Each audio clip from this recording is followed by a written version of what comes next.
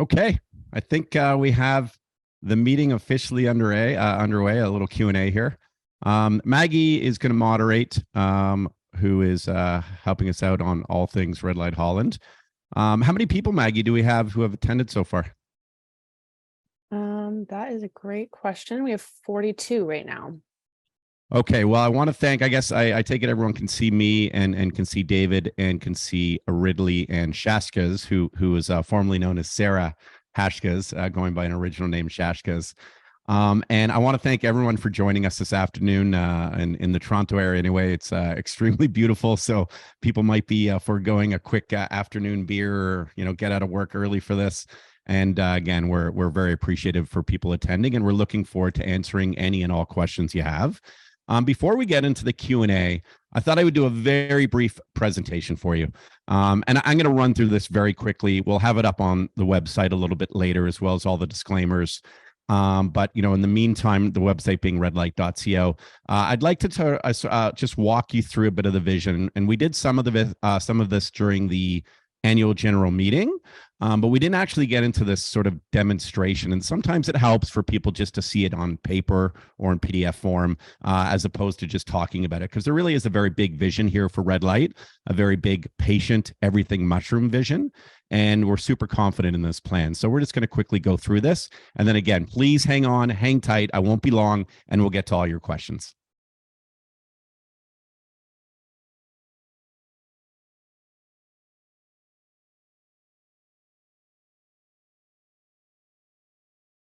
Okay, so who is Red Light Holland? And this is a question that some have had.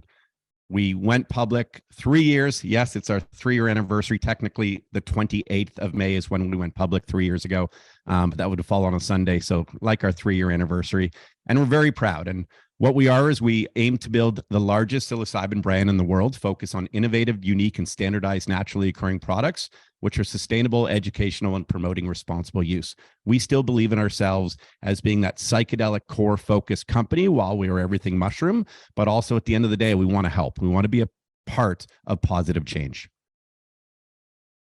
So we look at it like this triangular approach.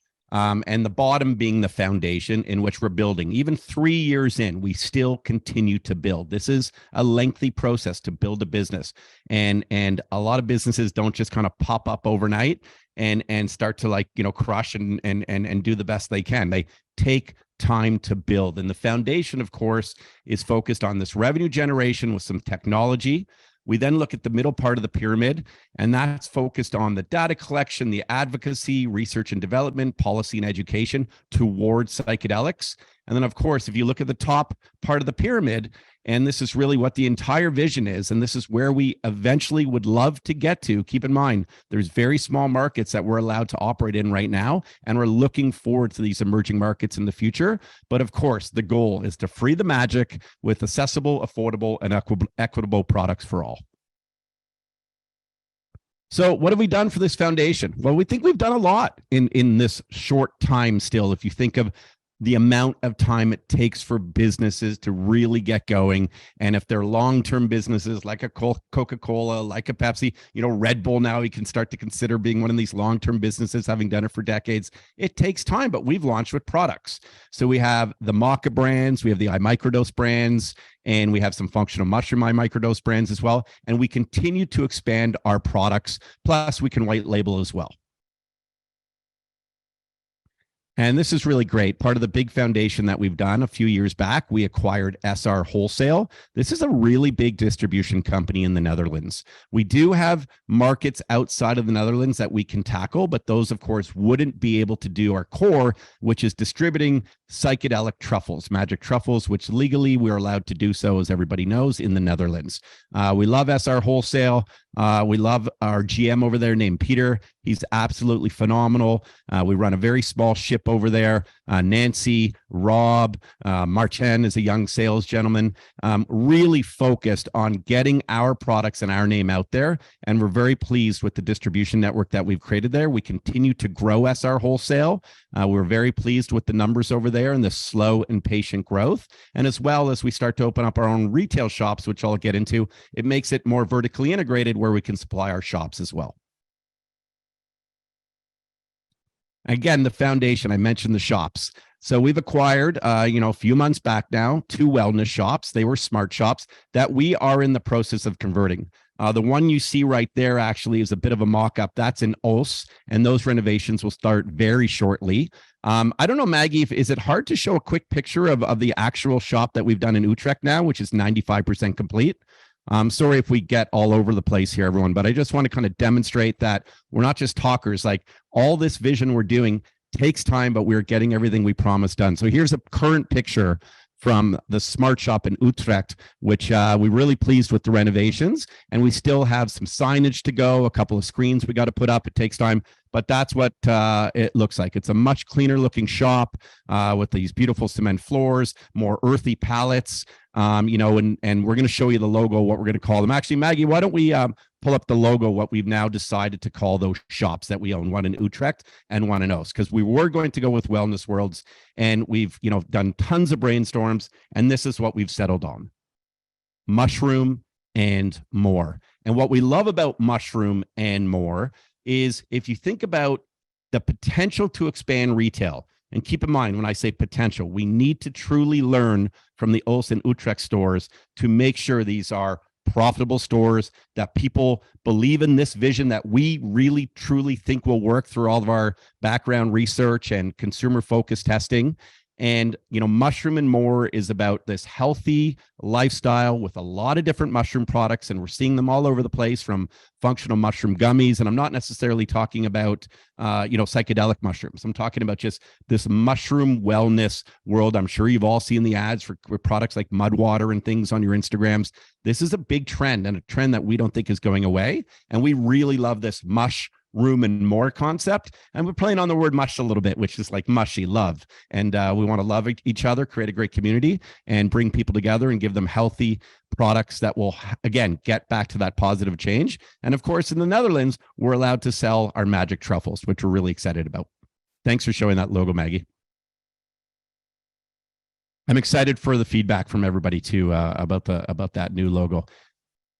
We'll go back to the slide here. Maggie doing a great job. So these are the shops that we plan on having a hard launch early July with this new branded mushroom and more. The O store still needs to be renovated. You can see kind of the old blue carpet in that bottom corner slide. We want it to look much like that last picture you saw in Utrecht, and that's going to start very soon. So we're really excited and working with great contractors who are affordable, but contractors and delays and all this kind of stuff, it takes time, but we're doing it right. And we just wanted to share you with that vision, and part of this foundation we're building with our retail shops as well. So here, we talk about the Rec and Tech initiative, and, tech is tough right now. Technology doesn't always show out profit. You build to collect data, to do things differently than any other company we think have done with Magic Truffles. We've talked about these VR headsets that people have that you can watch and learn, that will be in these smart shops we're building, that will obviously give a great education around Magic Truffles. And Sarah can talk about that a little bit later. We also have telecounseling support in the Netherlands. And again, maybe this has been heard by everybody before, but maybe there's new shareholders. No one has thought to do this careful approach of responsible use. And we have a telecounseling support set up that if you buy truffles for the first time, you use your barcode, you scan on, you meet Jeff Hamburg, our therapist, and you can connect with him. He'll give you 15, 30-minute appointments, and you can talk through while you're either microdosing or perhaps even hero dosing, or talk about your experiences after. And again, we're always thinking about wellness. This costs money to build, though, but for us, it's about corporate governance and being self-regulatory, because we think that's what's very important to share with emerging markets, to say, hey, we've done it right. Why don't you work with us in the future? And then we also have, just great app. The iMicro app is something that no one does, where we're learning consumers' behaviors. We're learning what dosages they like. And that is data that we've directly shared with Oregon, and Shashkas can talk about that a little later as well. Again, it's a big foundation. This foundation where we're really pleased with, which we still believe the pivot that we made a few years back was quite integral. We went into the mushroom farming business. We found the best partners we could find, meaning experienced mushroom farmers. Mike Medeiros, his brother Fernando Medeiros, Nick Furlano, Steve Rody, and Tanya. I mean, these are great individuals who understand the exotic mushroom business like no other. They also understand the white and brown mushrooms that you all know of. And AEM Farms is running very well. I still think we're about 80-90% capacity because there's always room to grow. We've talked about where many of those mushrooms end up, including, farm boys, your independent grocers, restaurants across Ottawa, Toronto, up into Quebec. And, we're really, really pleased learning how to grow a shiitake mushroom perfectly and getting it to as many people and many stores and retailers and restaurants as possible. And there is always room for this mushroom expansion. And we look forward to perfecting our knowledge and growing when there is the right opportunity to grow, especially as distribution networks open up, because we believe there's room for the exotic mushroom business to grow. And that's the actual farm, by the way. Here's the concept of the farm at AEM in Peterborough. And we're going to get a lot of questions about the timelines on this farm. And we're really looking forward to answering and updating with some of those timelines. I mean, you might not be able to tell by just a steel structure in the picture here, but this is an absolute state-of-the-art facility. This facility is like no other in North America. There is one like it somewhere in Europe. I'm not going to say where because I don't want people who are maybe competitors listening trying to figure out what we're going to do with this farm. But again, we've given some careful expectations of what this farm can do in our MD&A. And, you see that in the slide here that we think we can get up to 80,000 per week and have a revenue run rate of approximately 16 to 17 million per annum. And again, that would come with strong profit margins and cash flow from generations. Those are the expectations. And again, when you're partnered with such great farming partners, again, like I said, Mike, Nick, et cetera, these aren't just people taking a whim, taking a guess at it. This is careful, experience and applied knowledge to what we can do here. And I'll update everyone with the timelines here. A lot of engineering is going into this. This isn't just doing a bathroom renovation in your home. This isn't even building, just a little shop or something like we're seeing in the Netherlands. This really has to be perfect, and we'll update you very soon with it. The foundation of Happy Caps. I mean, this is to me a really remarkable story. We bought a little business. We got a very fair price out of it. And you saw recently in a press release, they actually hit earnouts, Happy Caps, the original founders, because we hit 1,000 kit a week mark for over 13 weeks. And that was the bonus that they hit that we had structured for them, meaning, there was a period there that over 13 weeks, they were doing 1,000 kits a week. And that has tremendously grown from when we bought it. We are now in Canadian Tires, the real Canadian superstores. Amazon's a big seller for us. And again, and I said this at the AGM, and I said anytime anybody ever talks to us, we are so proud of what we've learned about these home grow kits, how to perfect them, how to perfect their growing, how to work with the marketing, the customer service angle of it, in case there is one that doesn't work out well. Dealing all fronts, produce, really. This is a thing that, has a mind of its own, this product. So we're perfecting it to the best we can. And part of that perfection will be applied to the Mr. Caps launch, which we'll get into too. And that's with Wiz Khalifa. So again, kudos to the entire team growing the Happy Caps brand, and Ridley Doolittle, who I don't think you've really met on these Q&As, who's remarkable as our CMO and really our COO, who came from Bacardi, has done a phenomenal job. And we look forward to him answering some questions later too. Mini Champ is another home grow kit business in the Netherlands. And again, we work with another great farmer. It's hard for me to demonstrate how close these farming families are. I've joked like it before. It's like they're the mafia, the mushroom mafia, but obviously very legal. There's not many individuals within this mushroom farming community across the globe. And when I tell you that the individual we bought Mini Champ from, a guy named Jan Kumt, he knows our farming partners from Carleton Mushroom Farms and AEM very well. They just did a Mushroom Days big conference in the Netherlands. There's lots of focus on growth within home grow kits and the mushroom industry in the Netherlands. And we're quite happy to be a part of Mini Champ. We're going to show you new designs, new boxes launching, and also we're going to work with Mini Champ to have home grow kits for the Mr. Caps brand. So we don't only tackle North America, we tackle Europe too. All part of this foundation we are building. Hey, Wiz Khalifa. I mean, could it get any cooler? In my opinion, not really. This guy is unreal. He is very relevant to this day. Actually, he's going to be even in a movie soon. I don't know if I'm allowed to talk about it, a small role, but playing a really cool part. He's always putting out songs. He's really kept up to date with streaming services. He's not just waiting sort of for those big album releases. He's really always relevant and modern, doing a big tour with Snoop Dogg. And they'll do a Toronto date, which I'm excited about because we'll be there for sure in July. And, this tour is going to be really big because it's going to coincide with the launch of our Mr. Caps brand. You're seeing an example of one of the boxes might look like. We're not 100% set on the final designs. But again, we're going to leverage his multiples of millions of 120 million plus followers to help get the Mr. Caps brand out there, learn what we've learned from Happy Caps. And the other thing we're excited about, it might not just stop at these home grow kits. We're always thinking about what other SKUs can we add to this beautiful, incredible branding and their great team, including dedicated marketing dollars that we will put to the Mr. Caps brand to grow it and get us into, we think, significant revenue from that launch. So we're excited for the Mr. Caps launch, and more to come and more timelines to come with that too later on in the Q&A. Yeah, back to the foundation. I talked about the iMicro app before. Sarah can get into some of the patents before. A little bit later. I apologize.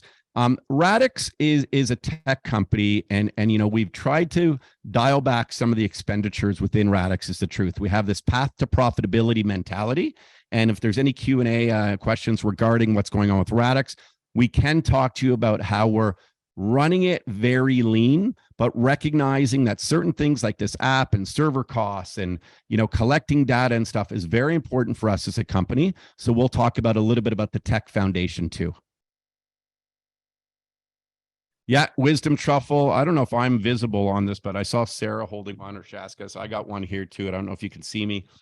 They're almost fully complete and ready to go. The first orders are almost shipped here to North America, and some being in Europe. We're looking forward to putting a bit of marketing campaign. This was not an easy build. There's a lot of questions around what some are calling just a lamp. It's way more technology into that, and Sarah could talk about what we believe is so important about Wisdom Truffle for health and wellness, and for this meditation aid, as a lot of us are suffering from, just tough times right now. And it is amazing. And even me, a very anxious guy, I'll stare into my wisdom. I'll do some breathing exercises. And trust me, this isn't stuff I normally do. I'm not a yoga type. I'm not really, into like just chilling out and really concentrating on it, but it's helped me tremendously. And I think it can help a lot of others. So we're still excited to get this going, and it's been a lot to develop it, and we're very proud of the team just to make sure that we did it and did it properly. We'll talk about the Wisdom Truffle a little bit more in the Q&A.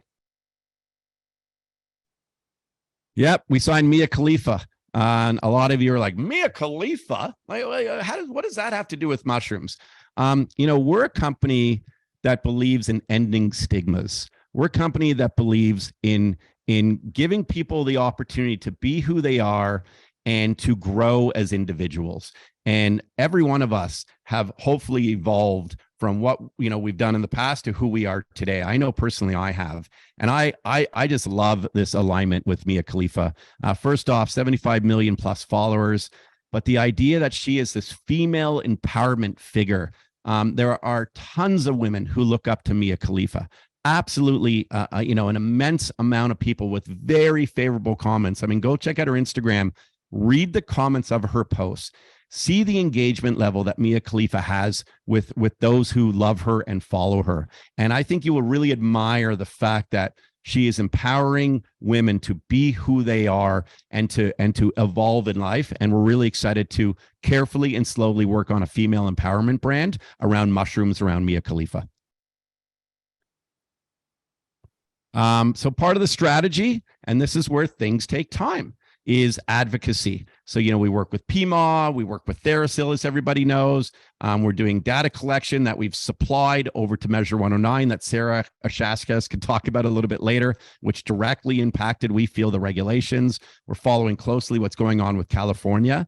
And shareholders should know we're very well known in the company. We're well known, obviously, for the branding, but we're very well known for our advocacy, our data, and our careful approach, not just shoving down magic mushrooms down people's mouths illegally. We're playing the game right. And it's a slow, careful game, but we believe that will help us for future emerging markets and to be present within them, but to do that carefully as well. Again, with the strategy, It's really amazing when Hans and I back in the Netherlands first started this thing over 3 years ago. Even though we listed 3 years ago, we started a few months before that. We always thought, could we get a standardized capsule? That was the goal, not just these magic truffles that we sell in the Netherlands, the way we're legally allowed to do so. And we're getting closer. We're working with Nuba Pharmaceuticals, Seacrest Laboratories, and Sarah can give you some updates as well.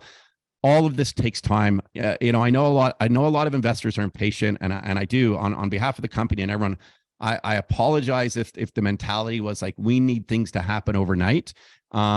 We are doing everything in our power to make sure we get our COAs and to make sure we have the proper channels to hopefully distribute this to emerging markets. But the fact that we're even doing what we said we thought we would go and do, which is these microdosing capsules, which one day maybe they will get to patients, or maybe even one day way down the road in a potential if and when legal market, that would be part of our legacy. So lots of steps ahead, but these little baby steps and the time it takes to do them are still very important to us in the company.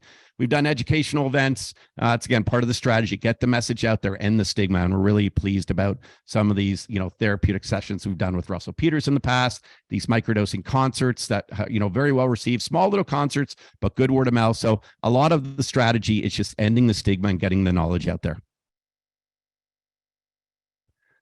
We're good at content creation. I said this recently in an interview with Shad Dales on the Dales Report. I'm a little bit behind on launching Red Light Radio. I hope people can appreciate our days are 24/7.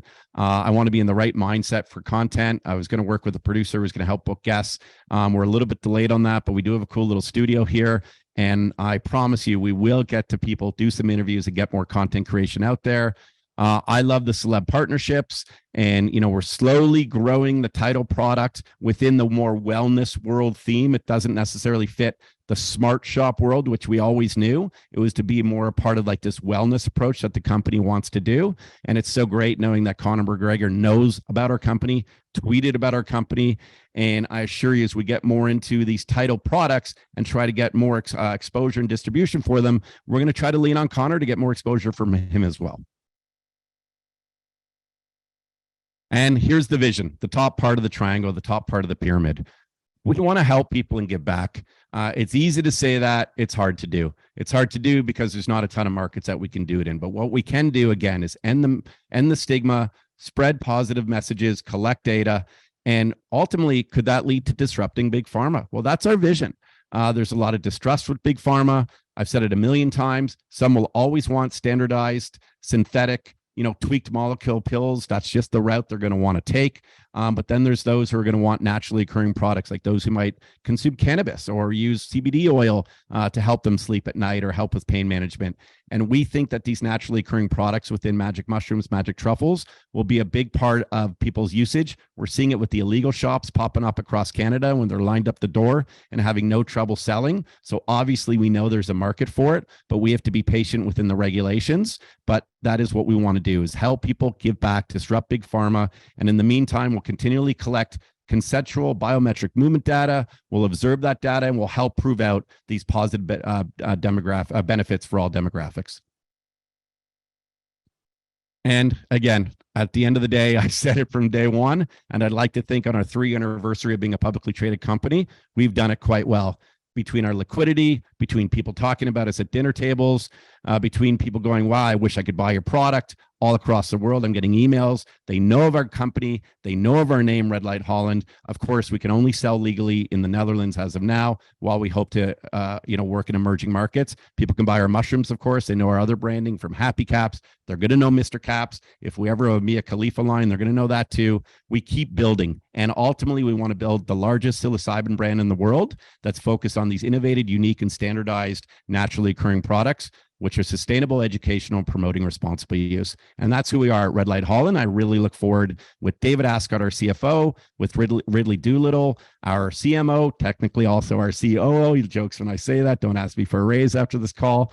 And then Sarah Shaskes, as formerly known as Sarah, who works as our CTIO and kind of our CSO, because we roll up our sleeves, we dig deep, we got tight budgets and a really focused staff on not just burning money over on throwing a million different people here when we think we can do it to create as much shareholder value as possible. So I think we get into the Q&A now. Thank you, Maggie, for so delicately going through these slides and keeping up at my pace.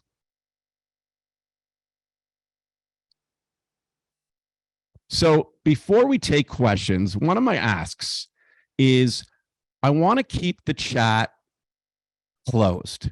I'd love to see our shareholders' faces. I know there are concerns. I know there's excitement, and I know there's a lot of positive comments as well. And I want to feel like we're one big family here. And for those of us who joined us, I don't know, Maggie, how many are still on? We have 49 people. That's incredible. Thank you for holding on during that whole presentation. I would love it if you turned on your camera. If you're uncomfortable for some reason, you don't have to turn on your camera, but I would love to hear your voice in terms of the Q&As that you might have, and then I'll help direct them as a conductor to either David, Ridley, or Sarah. And in the meantime, maybe raise your hand and then unmute your, Maggie will call it the name, unmute yourself. Please go on camera if you can. And let's see who you are. And again, I'm so grateful for your support. So I want to see all of you, and thank you.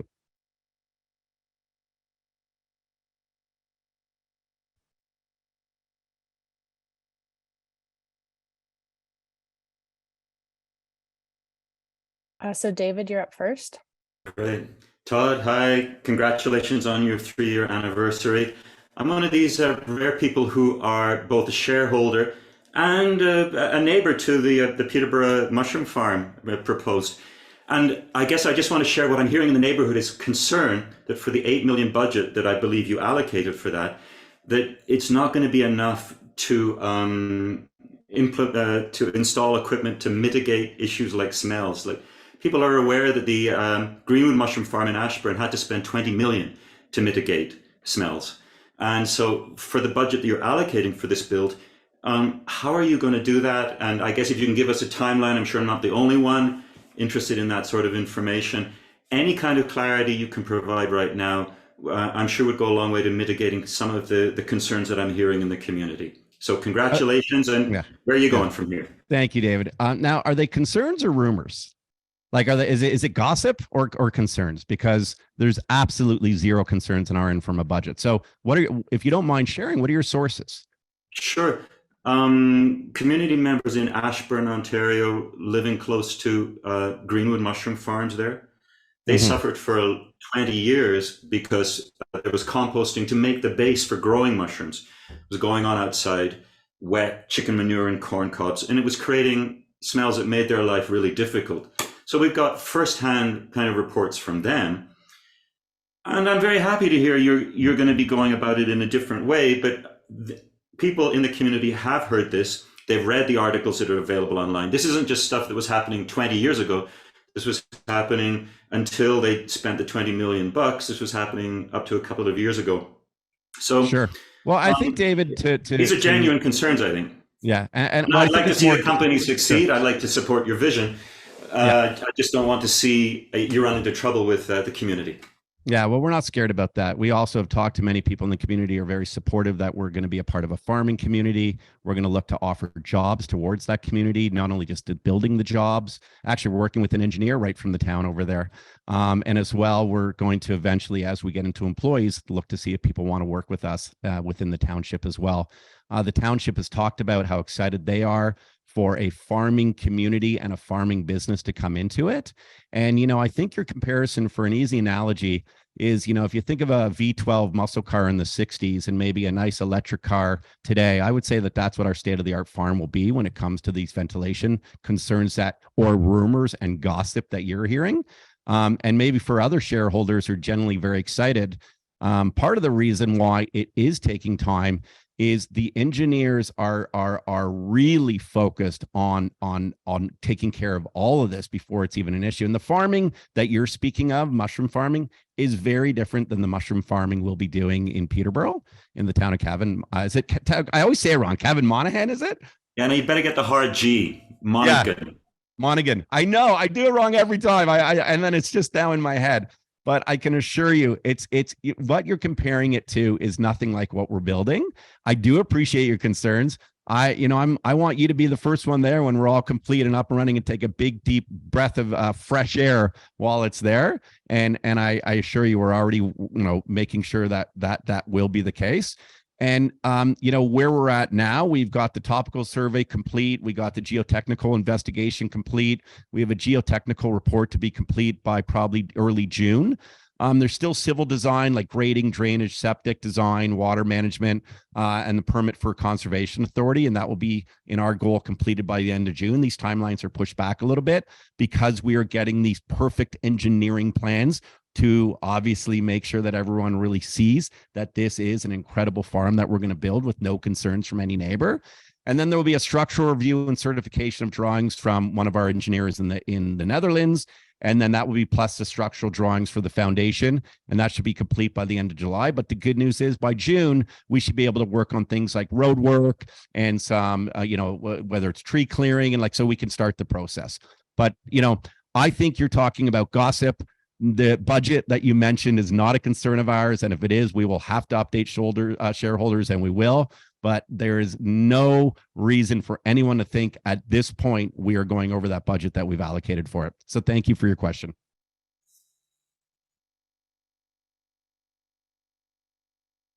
Okay, Ben, if you'd like to unmute yourself and go ahead with your question. Yeah, thank you very much. Thanks, Todd, for holding this Q&A. You mentioned mud water earlier, and mushroom coffees are a huge thing. Is there any desire to get a mushroom coffee company in the Red Light Holland portfolio? Great question. It's very interesting. So what I can say, and I'll say this carefully, we haven't looked at a mushroom coffee company specifically. We have carefully looked at other mushroom consumer packaged goods company. One we were in due diligence with. One we made a very significant offer on, actually. It didn't go through. The company wanted, we think, too much money. Their projections were great in terms of where we thought they could bring in near-term revenue, and they were already doing in revenue. But when it came through due diligence, they actually weren't doing as much as they had told us they were in terms of revenues and sales, and they were actually losing money when they said they were near-term profitability. Our eye is definitely through M&A with the cash position we have, last reporting at 19.7, to consider a consumer packaged goods company. Could it be a mushroom company? Maybe. Could it be in these other types of products? Yes.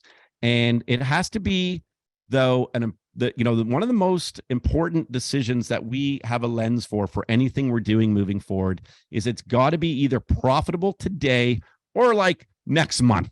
We do not want to contribute to a burn.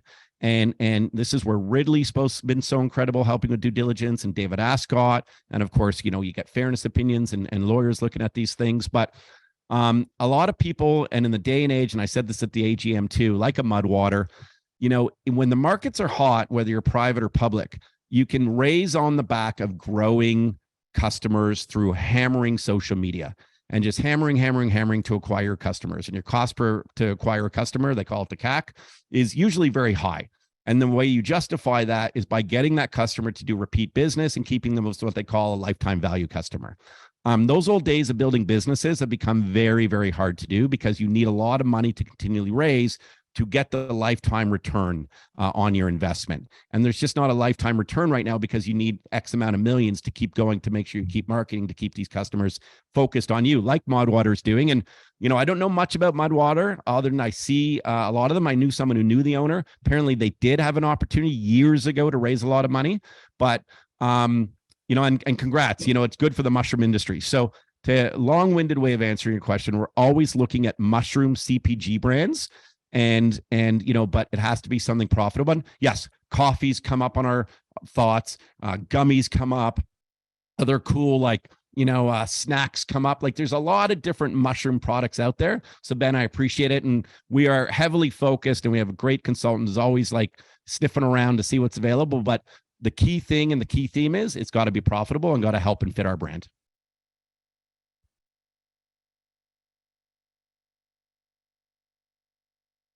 So if anyone has any questions, you could just raise your hand using the reaction button. And if you're not able to locate that, just turn your camera on and give me a little wave. Dan, you can go ahead and unmute yourself. Yes, hello.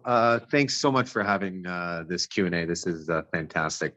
I've been an investor since the IPO, and I plan on following you guys for a very long time. Now, I really like your approach, your unique approach on this new facility, and keeping the mushroom market legal at this point, which brings me to my question of the revenue that you project for the new facility. I believe it was 80,000 a week potential. Now, I assume that that's based on how much capacity that is capable. Now, what are you doing in the future or in the meantime to find the bulk customers that will be able?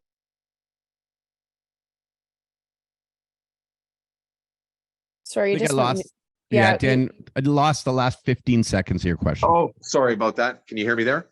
Yeah. Perfect. So what are you doing? So I see that the capacity potential is 80,000 a week. Now, what are you doing in the meantime to find ways that you can actually push that amount in terms of finding customers and finding businesses that are going to be, buying that product at that capacity? Yeah, well said. So our partners we're relying on heavily, our AEM partners. Again, Mike, Nick, and Stephen and Tanya are, I think collectively within their own farms, they're probably doing, trying to think of David, you might know, like collectively in terms of the amount of pounds of mushrooms they sell per week, but it's, these are multiple $1-million companies with massive connections. And the connections that they have and understanding, I think I said earlier, is kind of like this mushroom mafioso, like who run the mushroom industry across the world. They're all very connected. And there's we've identified a hole in the mushroom industry, which is what the facility will be dedicated towards. And so these relationships that our partners have, the same way we started AEM in New Brunswick, and within weeks or months, we're in all 47 farm boys. So we're really kind of relying on what they will be able to do for this, mushroom that we will develop out of there and produce. And so we're very confident in their connections. And I think that you ask, what are we doing to do that? Establish these relationships. They're probably already established, to be honest. Great, thank you.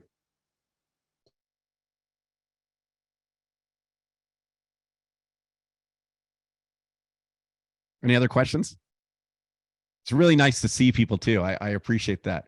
I thought one might be on a patio, like sun tanning in a bathing suit or something, but like such a nice day. Thank you for giving us your time.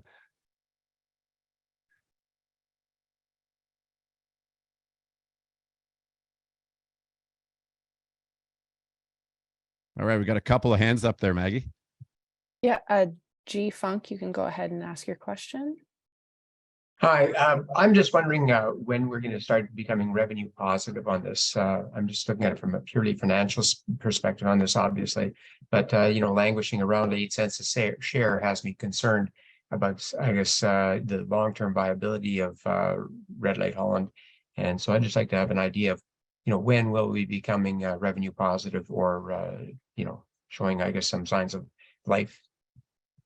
Yeah, I appreciate the question, and we as a management team and the board of directors have really narrowed down on what we can do in terms of getting to this path to profitability. There really are a lot of corporate costs.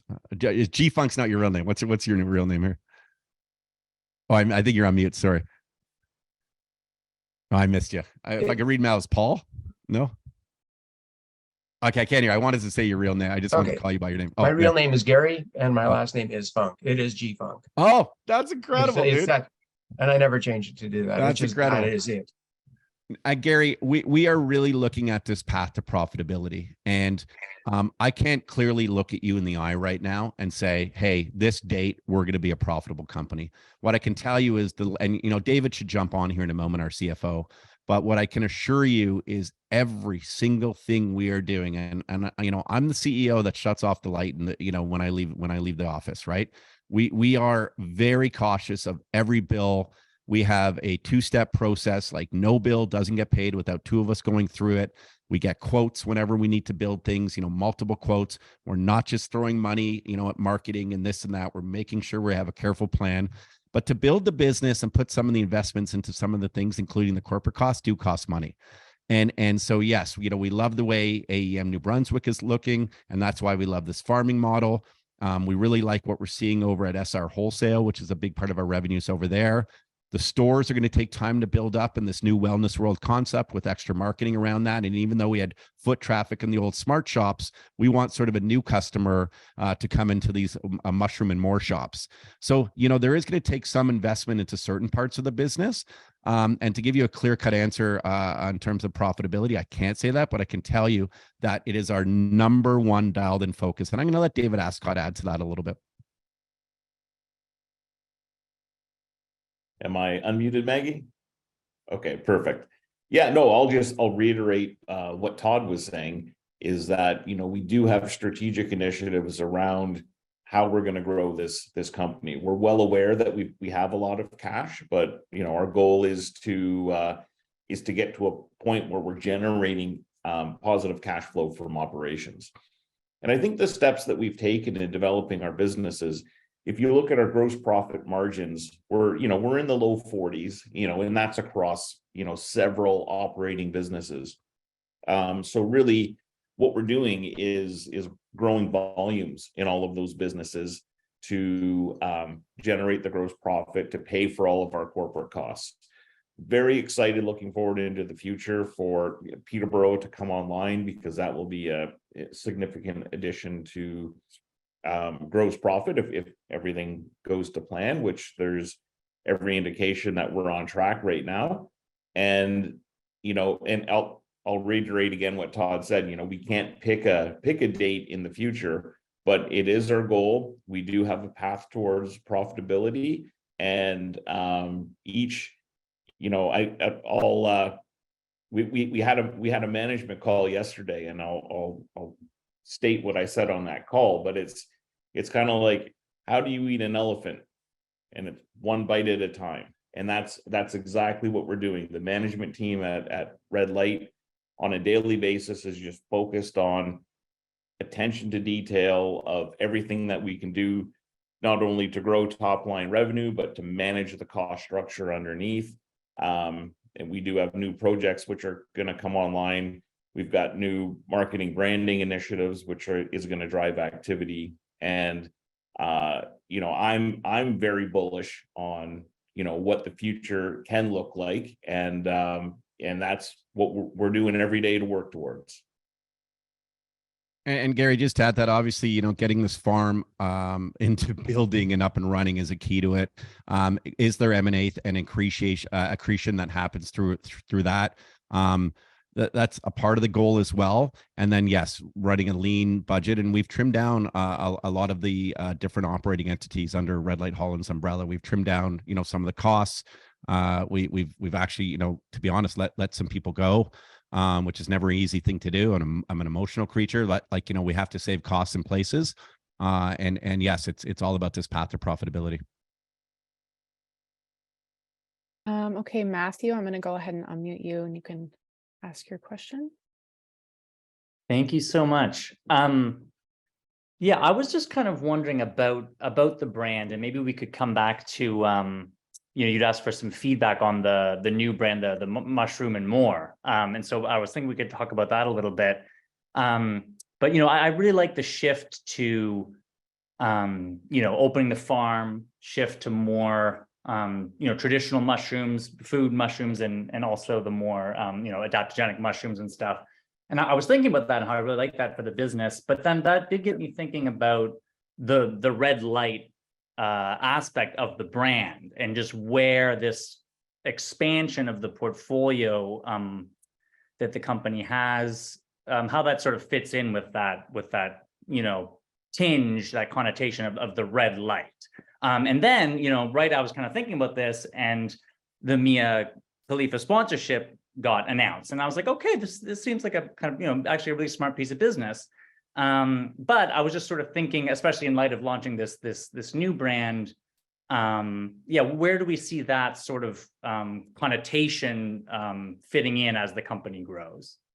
Yeah, Matthew, it's a really good question. And some could accuse us of almost creating too many brands within the brand. Like we're not quite a Procter and Gamble yet that can own so many under us. And that's therein lies some confusion. And I don't necessarily entirely disagree, right? The struggles for us are this. When we came out with Red Light, Red Light, part of, I think there's like something like 40,000 publicly traded companies in the world or something. And in the small cap world, not as many, but, there's thousands there. And names do help. Red Light out of the gate was polarizing for some. We obviously raised a lot of money on the back of it, so it didn't really bother many, that much. But really the honest message behind it was what the Red Light District stood for was ending a stigma around sex work. And what it was ending a stigma around also was, people taking control of what they feel is the way they want to live their lives, but they do it with regulations. They do it with protection against, the actual industry itself. So it wasn't like this dirty, seedy kind of way it's been in the past. And that sort of like, again, regulatory feature around it. And, when it came to Red Light, there was a message there, which is, hey, we want to end the stigma around psychedelics. We want to educate. We want to protect, which we're doing, with therapeutic counselor sessions you can set up. We want to make sure we're working on compliance and regulations. So there was actually a theme there. As we grow into this everything mushroom company, does it fit each and every one of these different brands? I don't know. There are a lot of discussions, and Ridley's the brand guy. I mean, Ridley's a brand whiz, and it seems like Matthew, I'm feeling like you're probably working marketing or something just by the way you're talking. But so okay, it's weird because when I say weird, there's sort of the capital market side of our exposure that Red Light, I think, is being very effective. I mean, our liquidity is still strong compared to most of the companies in the sector. I mean, some companies in the sector trade 0 shares a day and are literally running out of money as we speak. So it's kept up. So I don't know if that change of focus on Red Light would hurt that, to be honest. Would that hurt institutions or hedge funds or family offices who we so want to get eyes on Red Light because we have a very wide retail base, which is part of this call and we're so grateful for. So, do we switch that and come up with a new name? There'll be some discussions around that, is the truth. In the meantime, I think Red Light is good as a parent company. I really do in the meantime, while we focus on a few of the brands under us and to grow. And maybe Ridley wants to add a few things here because, and a lot of you don't know Ridley. Ridley is amazing behind the scenes. And Rid, jump in here. Well, first off, Matt, you're hired as our new marketing intern, so welcome to the team. But exactly what Todd said. And I think there's also, when we look in the brand worlds, there's consumer facing and non-consumer facing. So if you will, consumer facing, you'll see it on the shelf. So Light Holland itself is not necessarily a consumer facing brand, if you will. It's an investor facing brand, but not necessarily consumer facing. Underneath that, then you do have those consumer facing brands of Happy Caps, Mr. Caps, et cetera, et cetera. So that's sort of the distinction, if you will. And there's different ways to build out brands. And then within that, and this might be sort of zooming in a bit too far, but you then look for, opportunities for action. What brands are going to move, and then what are those partners or endorsers that are going to help drive authenticity for those brands. So that's where the Wiz Khalifa and Mia Khalifa come in, is to sort of drive relevance and connection and awareness for those consumer facing brands, if you will. Thank you. Can I add one more thing? Please, Shashkas. Yeah, this is actually something I love about Red Light, this understanding that a holistic mental health approach needs to be holistic. It needs to include what we eat. It needs to include our sexuality, and bringing this all together under the Red Light umbrella. To me, it makes sense, right? To have somebody like Mia Khalifa that can be an ambassador for young women that are trying to connect to their body, trying to live a healthier life, with functional mushrooms, with alternative medications. So I think that for me, really the sex positivity is great. I love it.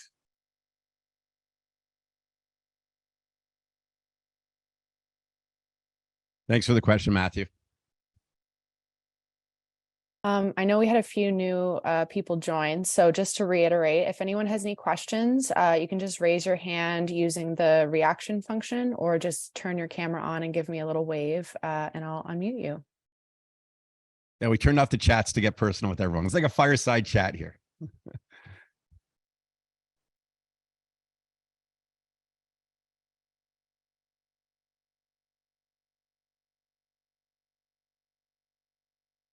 I see someone walking there. Yeah, Dan, you can go ahead.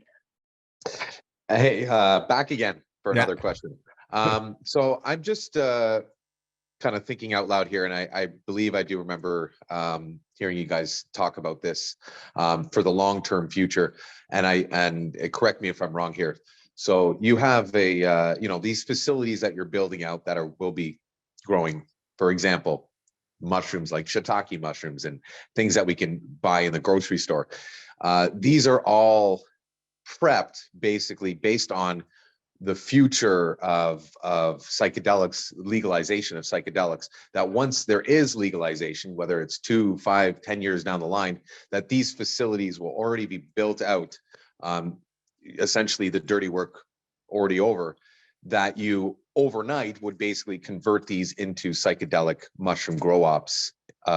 Is this kind of the mentality that you're kind of approaching here, to have these facilities already pre-built to to get it ready for the future of psychedelics? Yeah, not necessarily with Peterborough. Peterborough's a Okay. very determined and focused path around exotic mushrooms and not necessarily psychedelic ones. The one in New Brunswick, we have hired a firm they're called cannabis licensing experts that also specialize in psychedelic licensing, the same controlled substances and dealers license. And we are working with them. Mike Medeiros has taken a lead on that, who's the president of Mushrooms Canada and leads Carleton Mushroom Farms. And we are slowly looking to the New Brunswick farm. Dan, the truth is this, I don't want to lead anyone astray here, and I hope people appreciate my candidness.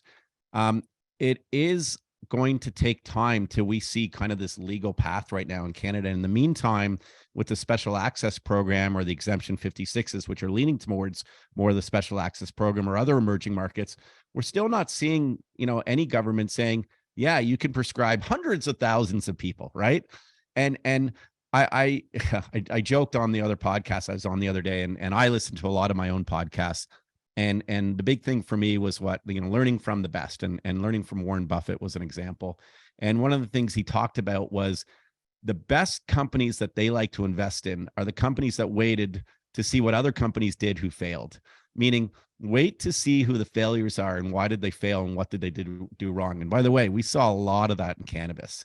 We saw a lot of failures because, Dan, everyone tried to predict what that market might be and then be able to say, oh, we can grow this much. We can put 30 million in this facility and it's going to do great for us because we're going to get an ROI on it.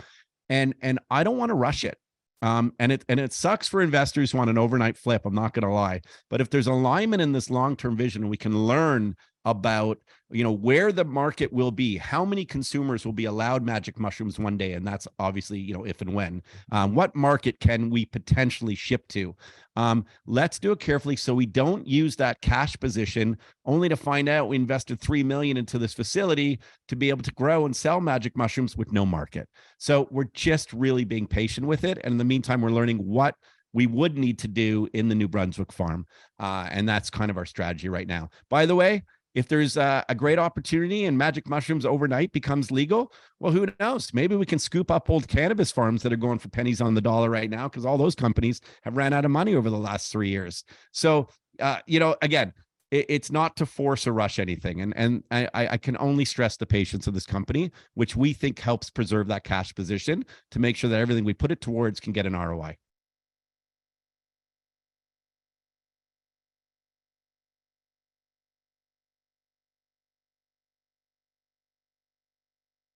It's a quiet bunch.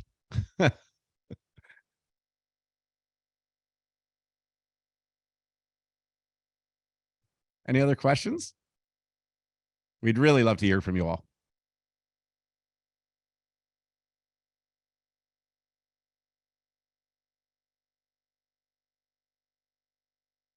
Kevin, I'm just asking you to unmute there. Hello, can you hear me fine? Yep. Good, thank you so much for taking the time.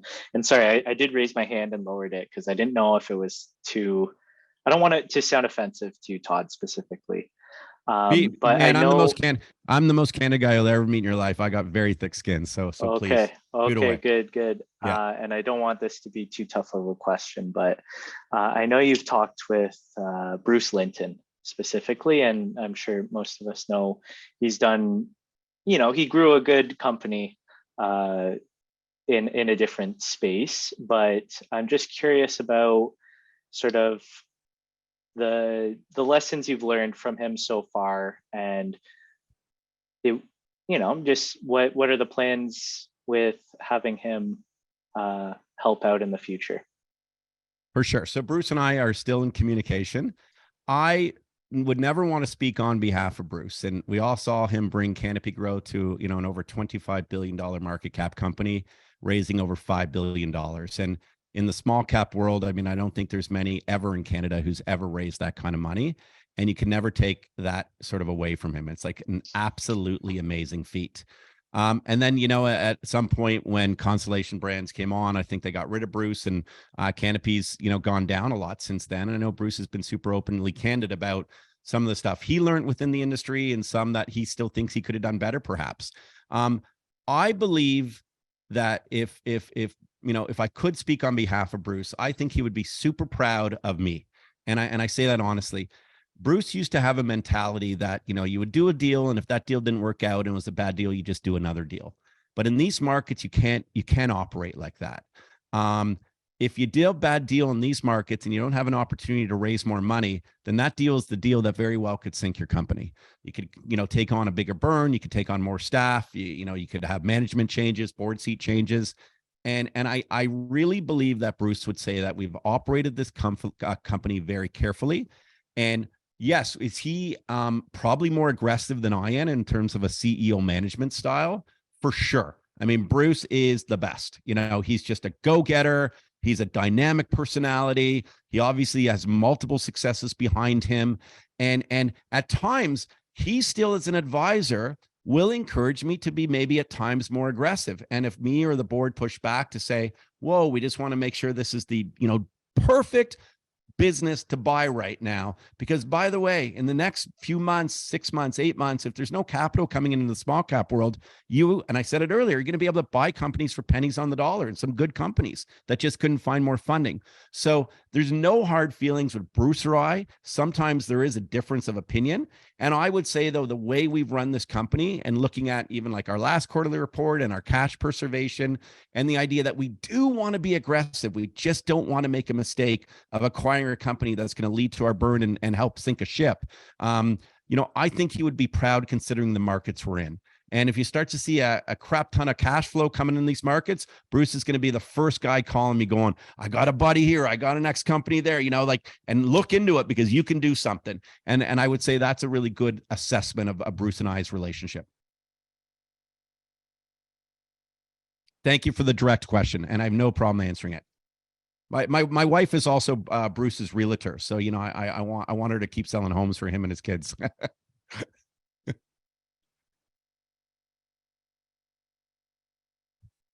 By the way, if you're on the phone, you can press *9 to raise your hand on Zoom.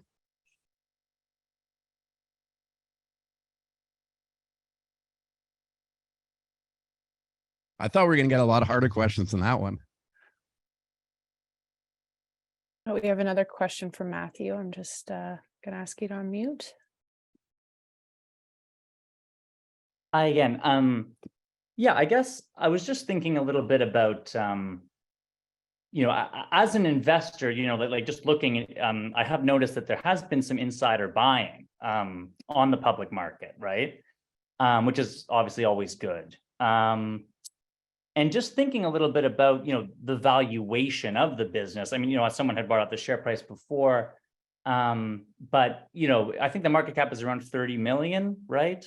And I mean, considering especially too, like you said, 18 million in cash, and then these revenue projections from the mushroom farm alone, I mean, it seems to be pretty well valued, I would say, at the moment. And so I don't know if you're even allowed to speak, you or other board members are even allowed to speak about this, but it might just to see, maybe could you speak to the insider buying, maybe how you would value the business at this time? And then, you mentioned the retail base of shareholders, which obviously, through like 2020 and everything we saw, like can really move the needle. But just thinking about the valuation, like, is there any effort maybe to go after some more institutional investors and try to grow that side of the shareholder base? Again, I'm not sure if you even can speak to that at all, but just thinking a little bit about the valuation together might be interesting. Yeah, what I can say, and I'll be careful when I say it, and I'll lead off with this. We had disclaimers at the beginning of this Q&A. I had disclaimers on that deck that I shared with you all. And I'll always say, do your financial due diligence, speak to financial advisors, and carefully invest in companies. And small cap companies are always a little bit high risk, more high risk than blue chips, and that's just a fact of investing. What I said, and I'll say it again though, with that being said, is if you liked us, when we only raised 4 million with just a concept and coming out of the gates, then I would like to think you would sort of like the progress we've done now with that last reported high cash in the bank. Total asset value alone is, last reported over 30 million. And, these careful goals, look to what the company and the management's done. I mean, we didn't just say we were going to, build this really crazy, impossible device to build, but we got it done. And now they're getting shipped over from China and we're going to start selling them. And I can't guarantee you the sales on this product, but I can at least tell you we made this. And if that holds well to what we're building a big farm, I mean, this actually might be harder to build than a farm. We have a farm in the Netherlands that produces magic truffles, and we have our iMicrodose products, and we have our maca products, and we bought a distribution company, and we are working with Wiz Khalifa and Mia Khalifa and Karim Rashid. And, we're a very connected company. So we're just very proud of our slow build. I can never, go and ask someone to go and buy a stock. I can tell you, I think it's a very fair value based on the cash, total assets, and what we're doing as a business. And the fact that, last reported, we had growth, and the goal is always to continue to grow the business in terms of revenues and continue to decrease the burn. And that's a simple formula for hopeful success. So if you like that, vision and me saying that we're doing our very best to achieve those things, then maybe that's where you'll get excited. But again, you always got to speak to people. But we just have our head down growing a business, Matthew. And listen, we're all stressed by doing it because we're working a lot of different jobs, all of us. But at the end of the day, where we're aligned is we believe in each other. We believe in the vision of this company, which I shared with you earlier. And we also know that we have an incredibly long run rate to at least try to make a really big dent here. And no one can deny that.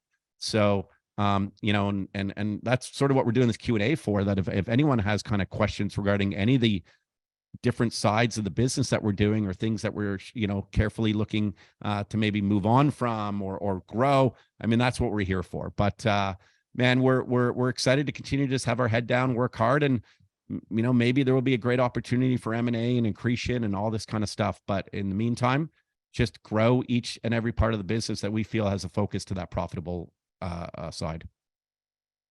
Thank you. I'm going to go ahead and unmute Kevin. You can ask your question. Hello, thank you once again. So you talk about growth. I was just curious.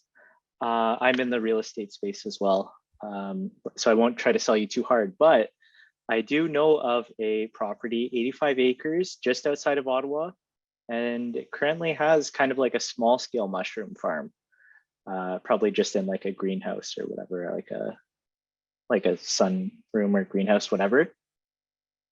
Open to that idea, Todd? We actually looked at that farm. Our partners looked at it. Mike knows it well. Mike Medeiros is in Carleton, so he's like, it's neighborly. It's like it's a neighbor of his. I don't want to sit here and talk bad about another person's business, but it just didn't fit our strategy. Okay. Yeah. Thank you. You're welcome. Okay, thanks, Kevin. I'm going to go ahead and ask you to unmute Spencer. There, go ahead. Hello, everyone. I've been a fan of Red Light since day one, early investor. I really appreciated the edge the company had. My concerns or my question would be regarding Wiz Khalifa and some of the major marketing branding initiatives that you're looking at. how does someone like Wiz really align with, shiitake or oyster or exotic mushrooms rather than the psychedelics? Because from my understanding and my knowledge of Wiz's entertainment past and his cannabis consumption, it's more towards the psychedelic focus. Is this a sort of a short-term introduction in terms of the branding initiative to launch maybe the exotics and then move into the psychedelics when there's legalization only in Canada or potentially in the US, or how are we going to leverage those branding efforts to focus more on psychedelics? It's a really good question. I really appreciate the question, Spencer. And I'm going to give a 10-second answer, but then I'm going to pass it to Ridley. My 10-second answer is, I think celebrities can sell anything. So I'm going to leave it at that. But in this day and age, especially in America, like, you put a big celebrity behind something and it sells. I mean, you look at beauty brands like, Rihanna, you look at diaper brands with Jessica Alba. I mean, like, these things just blow up. But and generally can have great outcomes. I will let Ridley talk a little bit about that strategy, though. It's a very good question. Definitely. And I think, zooming out first, if you look at the global mushroom market, shiitake, oyster, buttons, everything else, it's a $62 billion industry. And then if you zoom down to North America, that represents about 20% of the global mushroom market. So it is a substantial market. It is actually 3 times larger than the citrus market in North America. So with that, you then try to find the tools that's going to create that reach. And with the Mr. Caps brand, that's sort of one of the objectives is, who are the partners, and Wiz is the answer, who can drive reach and, quite frankly, take a commoditized industry and turn it into a brand. And that's really where, the magic of Wiz, no pun intended, comes to life, is that he can help us make mushrooms sexy. He can drive awareness. And then if and when there are opportunities in markets where it's legalized, he could be a very strong player to play in those psychedelic markets. But in the short term, as we go back to that path to profitability, it's about what are the players we're going to put on the field to help us capture part of this, $12 billion industry and help us, get to that path to profitability. So short term, Wiz is a great partner for that mushroom market that's legal today, the edible market. And then in the future, if and when markets open up, I think he's a fantastic partner for that as well. Okay. All right. Thanks.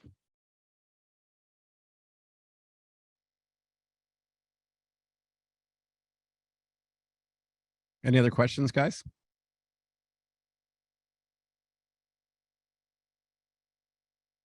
Fal, I'm asking you to unmute.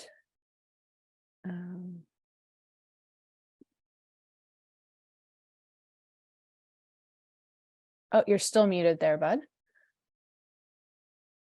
The East Coast just came out of your name, Maggie. Sorry. I love it.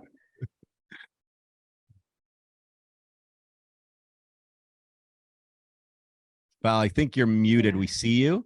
Yeah. But yeah, can you you can't get the mute thing done? Do you want the star, what did Sarah say? Star 6? or star 9? That's for phones though, like if you're not on internet but connected via phone call. Oh, there, we got him. Oh no. Oh no, I thought we did. Do you want to, because you're trying, do you want to type this one? Are we able to get him to? No. Anyone know sign language? Okay. It looks like, unfortunately, we can't hear from Fal. Maybe Fal. Email. Yeah, maybe Fal will figure out how to unmute and we'll hit up Sam. That cracked me up, Todd, the sign language piece. A quick question around, you actually threw me off guard there. I had a question around, like, following the sector closely, a lot of people are talking about like momentum with phase 3B maps. Are you, and this might be a hard-hitting question, are you strategically timing your news releases to reflect an upcoming boom that a lot of people are anticipating with that announcement? That's my first question. And the second question, and you're smirking, so maybe that might be the case, but I don't want to judge or assume that. Second question is around Red Light Oregon, and I just want to make sure that that doesn't slip through the cracks, and wondering if we could provide an update on that piece. Thank you. In a minute, I'll get to Shashka's and good questions. A company can't really time press releases, right? Like there's very, very, very careful regulations around everything we do. And especially being like a magic psilocybin company, I mean, we're extra careful with our corporate governance. So if there is something to be material, we'll release material information, the second a deal gets signed. You have to do stuff like, within 24 hours, maybe at the most on a weekend, within 48 hours of an announcement and stuff.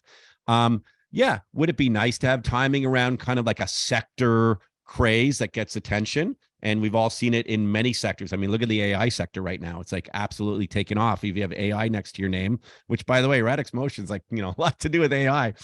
But so yes, I think there are companies that probably play that game. We're just trying to grow the business and put out stuff when they come. But I think Sarah should speak to, Shashka should speak to, my apologies. A little bit about like kind of that medical side and what MAPS is doing.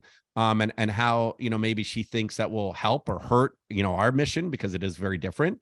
And then also, what we're carefully studying and learning about Oregon. Yeah, we are taking a different path than MAPS. We are not doing clinical trials. We're doing big data collection, real life data collection from the Netherlands. I think that's very unique. That's been very helpful.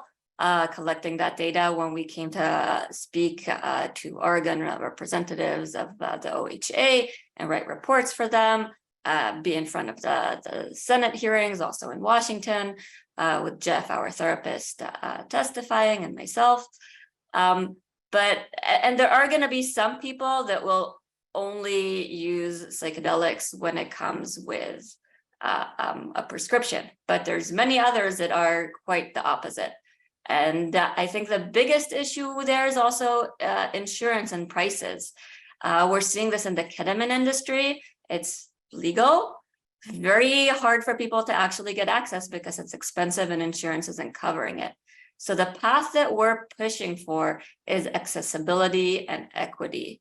So people can do this in a more community-based approach with support structures, right? These are the support structures that we're providing in the Netherlands of education, communication with a therapist, but really taking responsibility for your own mental health and exploring your consciousness. And we're seeing that in states like Oregon, Colorado, starting to see movements in Washington. Is this a good time to put up the legalization slideshow? Yeah, Sarah, this would be great to add to what you're seeing in these emerging markets. And maybe it's a nice time for an update for all shareholders. Overview. Okay, is this showing? Yes, you might want to enlarge it. Yeah. Okay. All right, so we're seeing various places where this is legal and various places where we're starting to see legalization. As we know, in the Netherlands, you don't need a prescription, no clinical trials, and this is really what we're trying to push towards in other places. We've talked a little bit in the past about Australia rescheduling. There it is going to be a type of medical model, but also not requiring actually clinical trials. That's sort of the special angle here, that they're going to allow even natural sourced, similar, a bit more like cannabis, and the same with New Zealand. Oregon is taking a supervised psilocybin service. And just to say, right, we are working with New Pharma in Australia and New Zealand, really prepping the groundwork with our R&D, with connection to doctors there to be ready. The Australia legalization actual regulations are going to come out July. So we still need to see what exactly is going to be in them, right? And as for Oregon, so we're really happy that they listened. And I believe we did have a big influence on this around the microdosing regulations. This was not something that they were even thinking about. And we came forward along with other people and said, hey, microdosing is really important. It's an accessible way to get this to people. A lot of people can really benefit for this. And they really wrote regulations that are aligned to that. Now, we had a partnership there Red Light Oregon, we broke that down, and instead we're working with people that are directly on the ground. They're very embedded in their communities, and we're taking a slow and careful approach, right? As Todd has been talking about, we don't want to jump in with a bunch of money and just see that vaporize, because the regulations are still quite difficult to maneuver. We don't know what the size of the market is going to be that goes from underground to above ground, and all the costs that are involved in that. So we're working carefully with people on the ground to get business proposals, to really look into the possibilities. And when we have something that we know, not speculate may or may not work, but when we have high confidence that this is something that will work, then of course we'll update you. But yeah, we're really connected to the community there, and I did a ground visit with people. There's a lot of people that are really excited to get this going, but it's taking time. Just the first licensed facility has just come out. It's not yet there. People cannot yet actually get legal access, even though the regulations have been written. So these things just take a bit longer. And yeah, we're seeing in Colorado an even more community-based approach. We're gonna see the exact regulations around January 2024, which will maybe, hopefully, not entirely sure, but might allow for also home grow kits. In Washington, we've been working very closely with PMAW and lobbyists there. And we actually succeeded in getting a bipartisan support. This is like Democrats and Republicans agreeing that psilocybin needs to be accessible. This is like, in America, unheard of almost, to see this type of bipartisan support that understand that this is an important tool for the mental health crisis, and not doing this within a medical FDA clinical trial approach, right? But actually figuring out a more accessible way to do this. So they are going to fund a pilot programs for veterans along with a research bill. So this is something that I'm really proud that we helped put forward. And the same lobbyists are also working in California with SB 58, which has just passed the Senate 2 days ago. So that's very exciting. It is more of a decrim bill than it is a legalization bill, but there are potential avenues of entering the market with facilitation and support structures around it. And if this goes through, they're also going to legalize spores. So there's a lot of options, and we need to be very careful and patient and support these bills to see what happens. But I've done this slideshow a few times, and every time I do it, I do updates, and there's just more and more of them coming through. So I'm not going to go through all of them, but we're definitely seeing a trend towards more psilocybin bills in different states in the US. We're also seeing a lot of research bills. That's like, a stage before the government is willing to say, okay, we're going to do this. They want to have more information, and that's where really the reports that we're writing. And we wrote a really great microdosing report. We put it on our website. You can read it. I highly recommend. I think it's one of the most sort of expansive scientific reports around microdosing. And we can talk a little bit about Canada.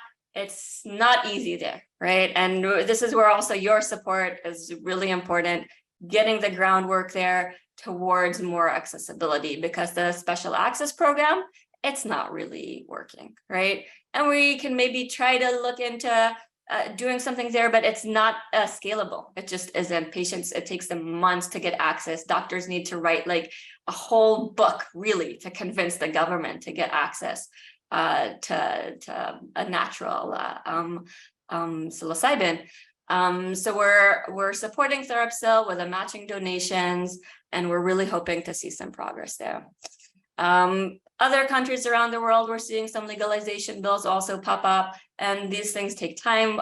A lot of my work is being in contact with grassroots organizations from UK and Mexico and Brazil, and listening to them, trying to see where we can support with data, and giving lectures and information to government officials and people on the ground.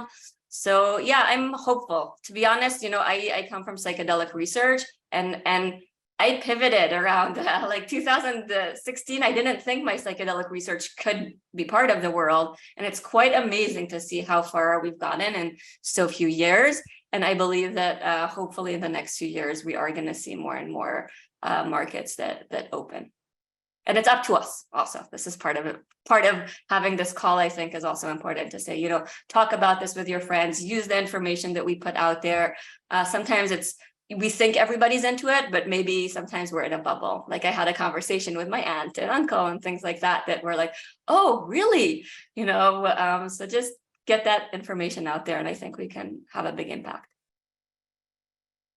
Sarah, great job. I've always said that social media causes are so powerful these days. And yeah, the more we all talk about ending the stigma, the more we talk about these careful approaches to understanding why we believe it's best as a legal, affordable, equitable access model. You know, that you know, could help us all one day get access, whether it's for Red Light or others.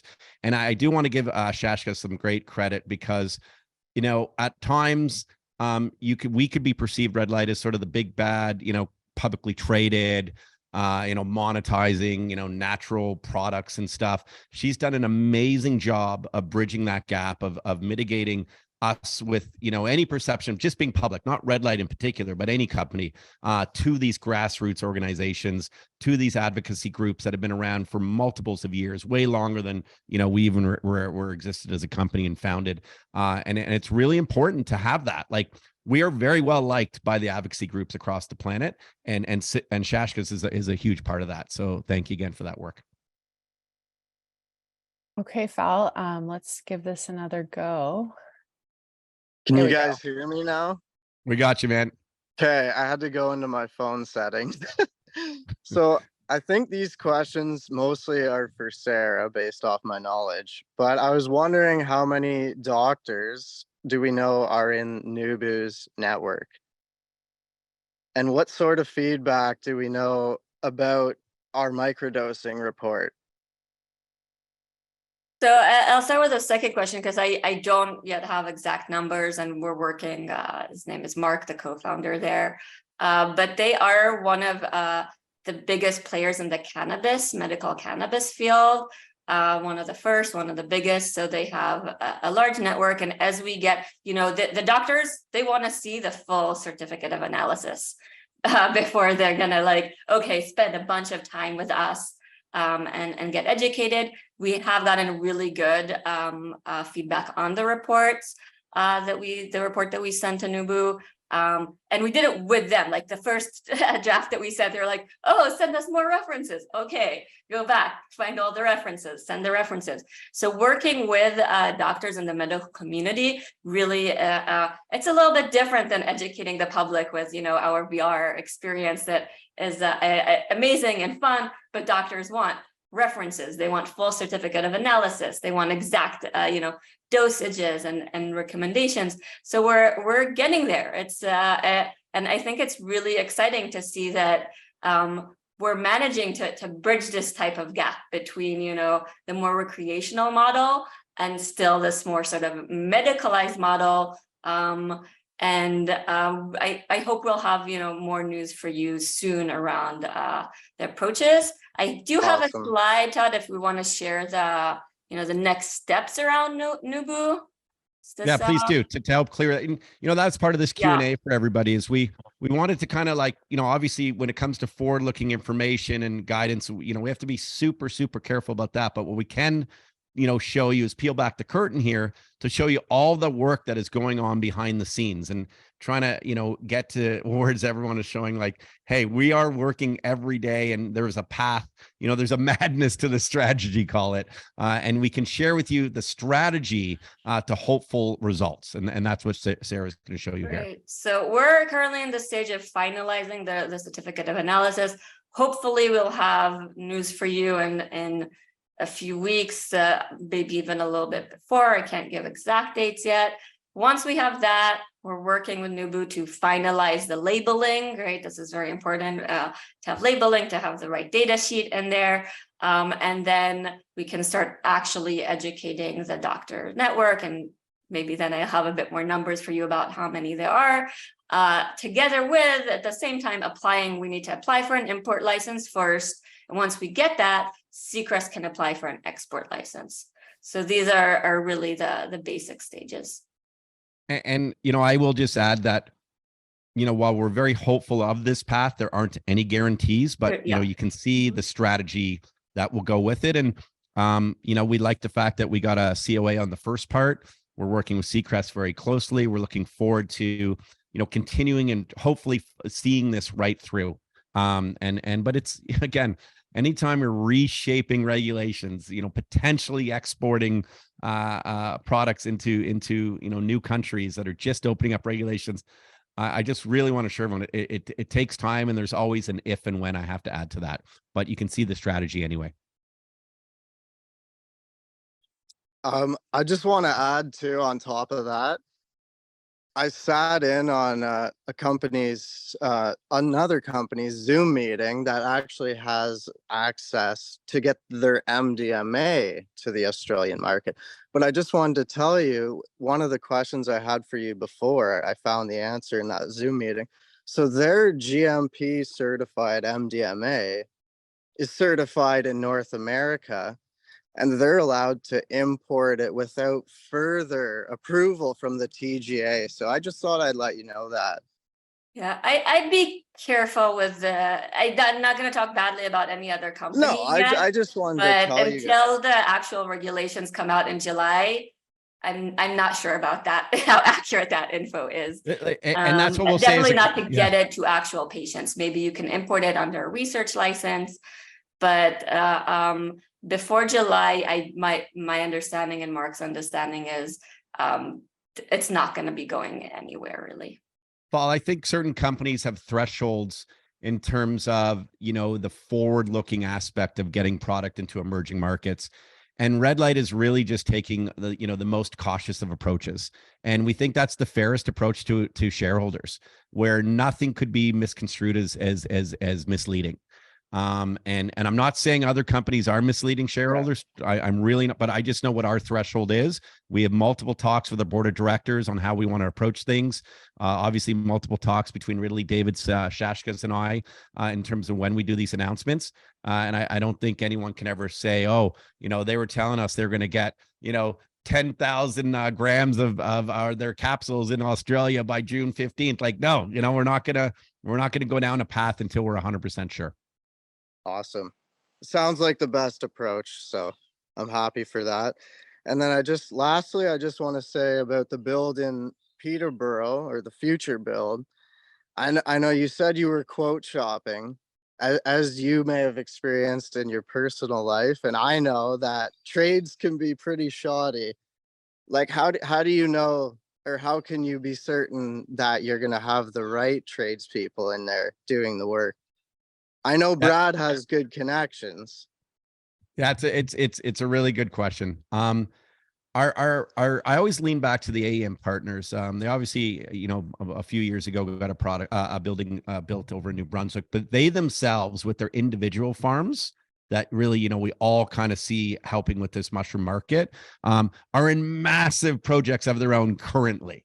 Like, they are doing very similar type builds, different building, different mushrooms, different things, but they're really, really good in experience. And this is actually David Ascott. I mean, David is the first person to come to me to say, like, even if it costs a little bit more, and it's part of the budget, though, it's part of a budget item, to have a general contractor to make sure that someone is there, or he or she will be there every day, making sure that trades are showing up. I mean, we get how big this project is. No one is just kind of walking into this lightly. And with that being said, I mean, who knows if the HVAC company or whatever just decides to F off. Like, so you raise a very good point. But we would like to think we'll do our very best in choosing all the trades to build out this building appropriately. Awesome. I appreciate the questions. Where are you? Oh, I muted him again. Oh, you muted him. Looks nice there. I'm the one from Muskoka. Yeah, I was going to say. Mirabelli. Yeah. Oh, yeah. That's hilarious. I got my original hat on for the interview. The old school logo. Love it, man. Thank you. Thank you for the questions. Hey, thanks for all your time. I appreciate everything everyone's doing. Thanks, man. Okay, Josh, I'm going to ask you to unmute there and you can go ahead with your question. Hey, how's it going? I live here in Colorado, and you guys mentioned hopefully getting home grow kits eventually, and I was curious if that would be through like Mr. Cap. Would you guys do your own strain, or would you use like some of the traditional strains, things like that? Yeah, We first, need- oh, sorry. yes, I was just saying We first need to waiver regulations Yeah, around yeah. strains. Like, in Oregon, they were very clear, you can only use one strain, one main strain. There's sub genetics in there. So I think it's too early to talk about that, as well as like limitations they might put on marketing. Yeah, this is my sort of careful, don't jump ahead of the regulations, because we've seen companies in Oregon fail because they were jumping ahead of the regulations. They're like actually bankrupt. So I think it's really important to be careful. But with that being said, I'm gonna hand it off to Ridley in a moment. This is why we love just the fact that we can do exotic mushroom home grow kits without them being of the ones that aren't regulated yet. And maybe Ridley, you can talk about a little bit how what we've seen with growth from Happy Caps, how we plan to apply that knowledge to Mr. Caps. And I'd love for you to share some of the branding, even more branding around Mr. Caps, including the merch and stuff. Yeah, sounds good. And I come from a controlled substance background, being alcohol. So, rules and regs, especially spend a lot of time in the US and in that market. So everything we're doing as we're looking to build out these gourmet mushroom kits does have a lens to the future, understanding that advertising regulations may be more standardized or stricter. So with that, though, with Happy Caps, we're learning about the consumer experience. We're learning about how they're using it, the successes, the growing techniques and everything else. So if and when that market comes to life, and actually I can share my screen. There we go. So this is, some of the data that I spoke to before. And, when we talk about Happy Caps, there really is, 2 pillars of growth here. There's the brand build. Again, this speaks to building a brand today with a lens to the future. We spoke about the partners and that authentic connection that's so important for these brands. And then, growing revenue. So the role of Happy Caps, again, is to, build a brand as it is for Mr. Caps, and then also be revenue positive. And here's an example of, the most recent quarter reported. So Q3 2022, so October, November, December.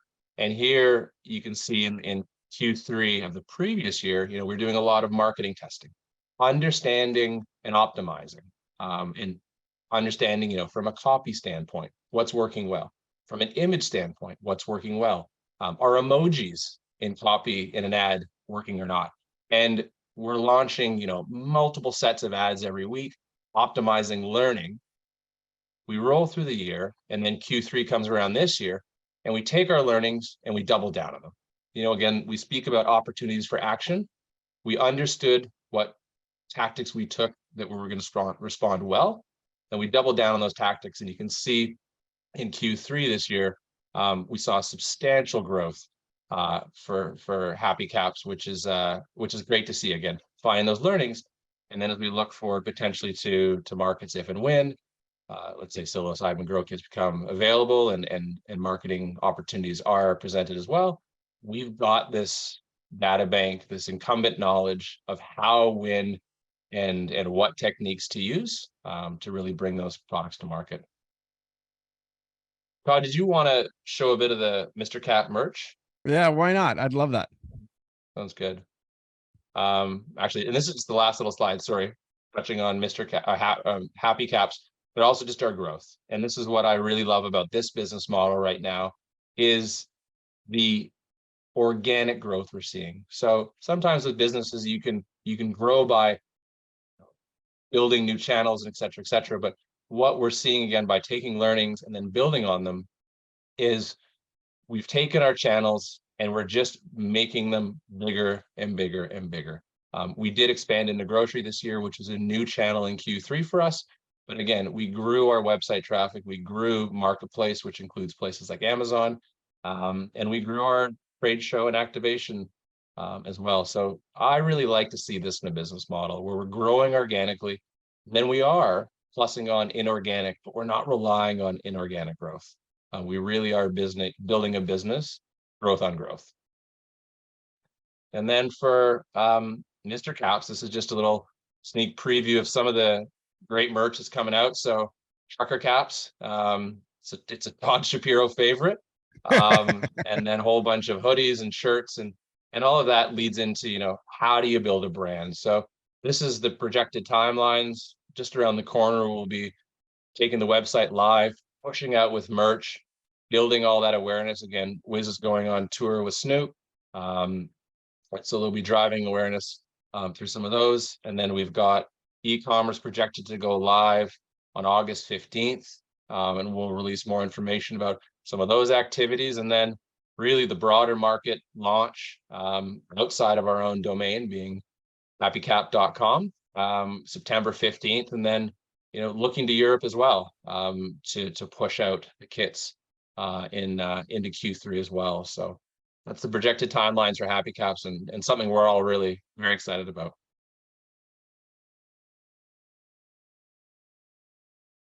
Thanks, Rid. That's great.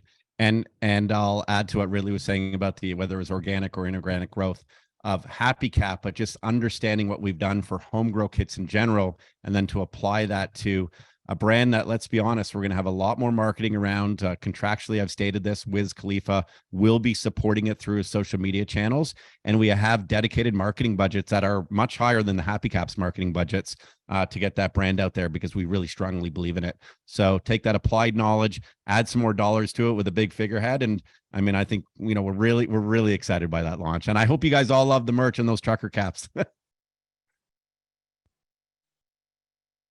Okay, Fal, I'm going to ask you to unmute again.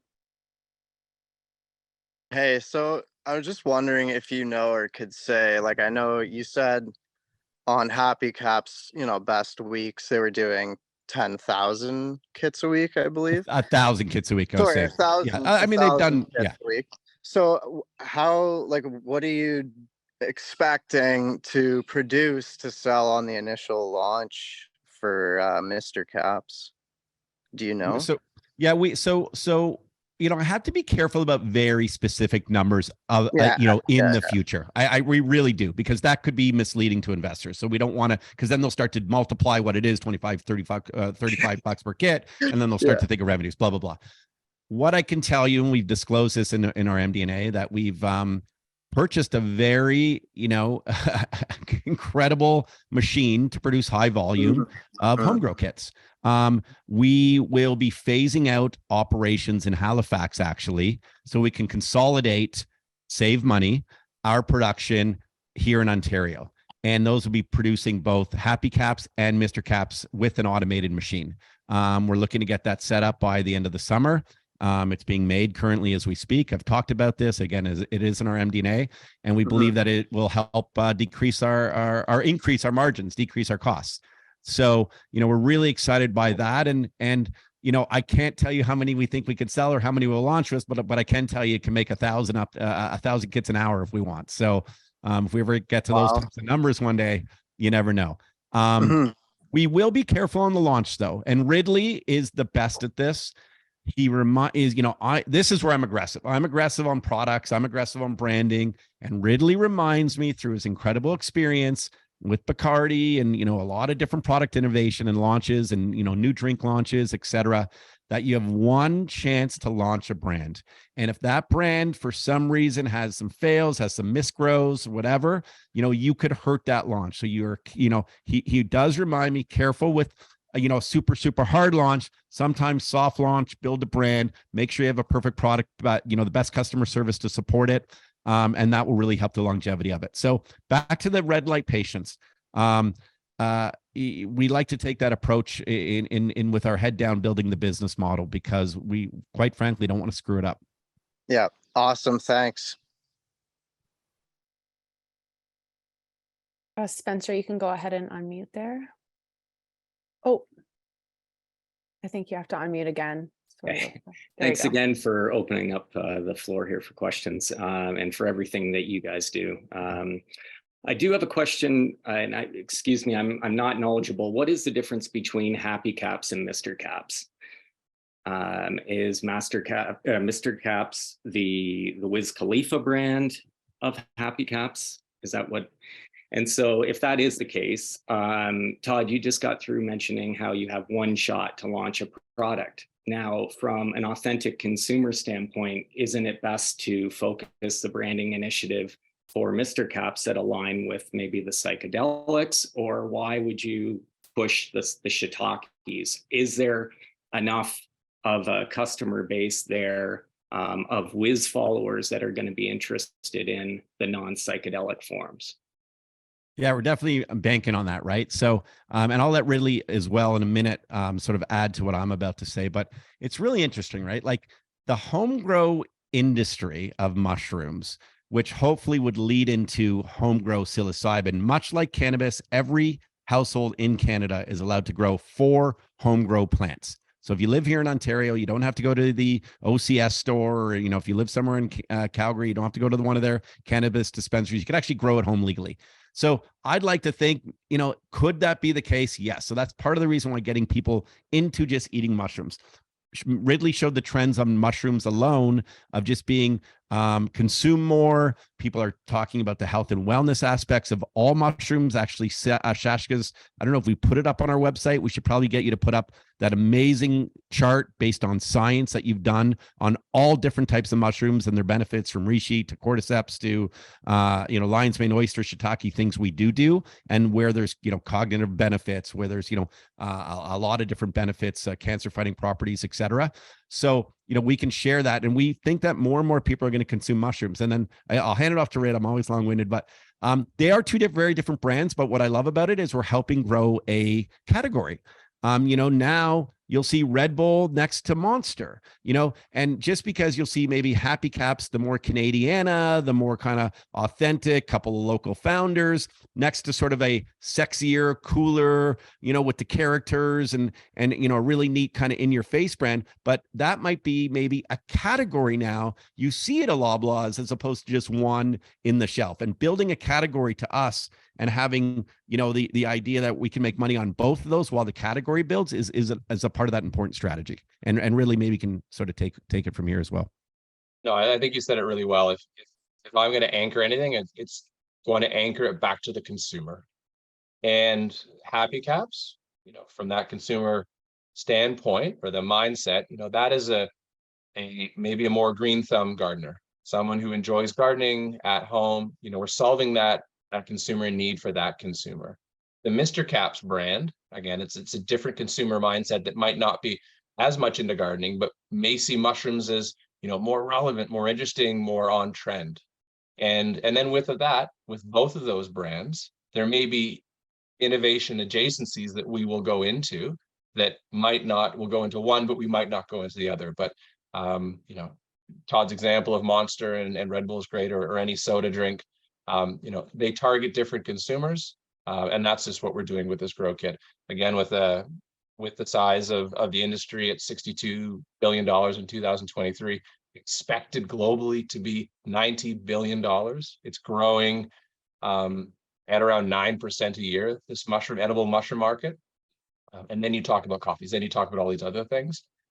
We believe that there's enough pie for definitely 2 brands for us to go after. Okay. Yeah. And Shaskas, thanks very much for all the information you presented. I mean, it just seems to me that there's a lot of progress that you guys have been working for in terms of legalization and getting product to markets in a legalized format, which is great to see. Just, yeah, looking forward to seeing what the future holds, I guess. Okay, thanks, Spencer.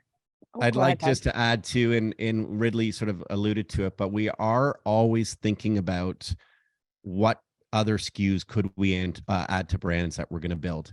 So it's not to say there's sort of anything material or on the brink of launching right now, but we are always thinking what would work for Happy Caps as a second product, because people are going to go to Amazon. It's a bestseller there. And then, here, you can also buy this now when you're checking out. And we're already thinking that way with Mr. Caps to sort of how can we expand beyond the home grow kits? And we think we have some really good ideas that if we can announce to the market of other types of products that will support with it, that's for sure part of the strategy and the goal. Okay, Sam, I'm going to ask you to unmute.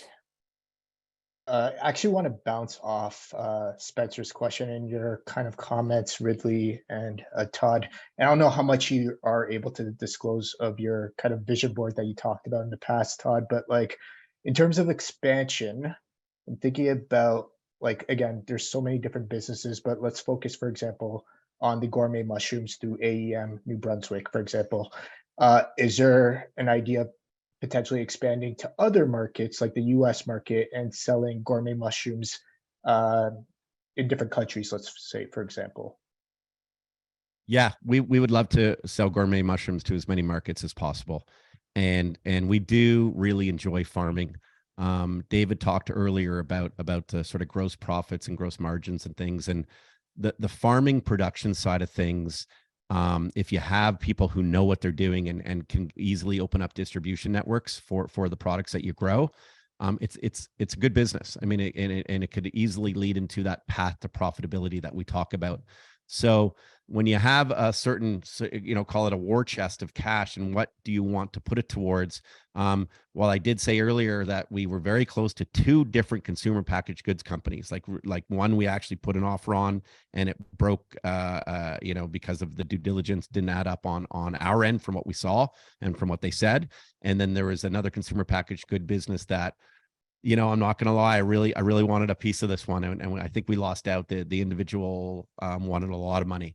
And I just didn't think it was the best use of our money. So back to that war chest, it really does come down to what can lead us to profitability. So if it's a good consumer packaged good business and that we can maybe add Mr. Cap to or something else as a second SKU, because again, we're all thinking in the mushroom theme here, not just going out, and buying I don't know, a car company, but so the farming though we love, and if there's bigger distributions across different countries, we will also always look to see what farming opportunities there are for potential acquisitions as well.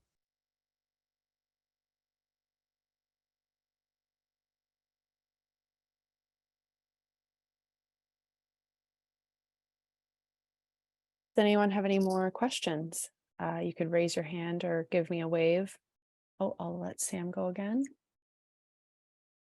Holy, don't mean to hijack this. Sorry, I have so many questions, but this will be my last question. Mindful of people's And time. it's totally cool, by the way. You know what? And there are people who are shy sometimes too. So you're probably end up asking a question that someone might have. So it's all the community. So it's okay that you're representing some. It's great. Well, I appreciate your openness and transparency and allowing these platforms for investors to actually get their questions answered. The CLE piece, are you able to kind of provide a roadmap? You've shared roadmaps of other pieces. Are you able to share an idea of timelines as to when we are like hoping, or at least the team is hoping to have that secured, so our mushroom cultivation facility will be able to actually do what it set out to do, or what we're hoping for it to do? I don't have a timeline on that at all. I know Mike is working with CLE and going through this sort of process of applying to Health Canada, et cetera. You need certain types of staff members on staff that fit what they're requiring. And the reason why I'm not so concerned about the timeline is because I haven't even necessarily with the board of directors and management decided if we're going to commit the funds to get that to the license that we would need. Because again, maybe that's going to be a $500,000 price tag. Maybe it's $1 million price tag to update the facility to get a license. But if there's no market for us, then I don't know if that's the best use of funds. So I'm okay with just sort of this taking its time. Again, I use the word patience. If there was a market that I was losing out on, trust me, I'd be like, pushing everybody to make sure we can go get a license as soon as possible because we're losing some market share. But right now there's just not that market share to capture. So I'm not overly concerned while we focus on, as you see, many other products with a very, very tight, thin staff here. And one more thing, right? We have a process right now. We have a farm in the Netherlands. We have multiple import licenses into Canada that we've been doing. So we have the ability to actually produce psilocybin, dosed microdosing or other products as we see fit at a very affordable price, actually. So yeah, working with Seacrest has been amazing. Alex and Nico and the team there have really been wonderful for us, and we're quite happy, as Sarah showed you that strategy before, with how far we're moving along there.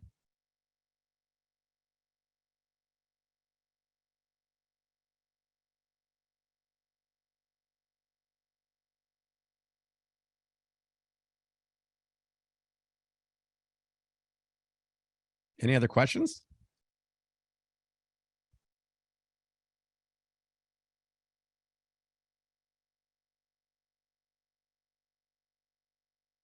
Mandip, you can go ahead with your question. Sure. Just a question for Todd. I know you mentioned, you're looking at a few CPG companies. Have you actually ever been approached for a competitor to purchase Red Light Holland?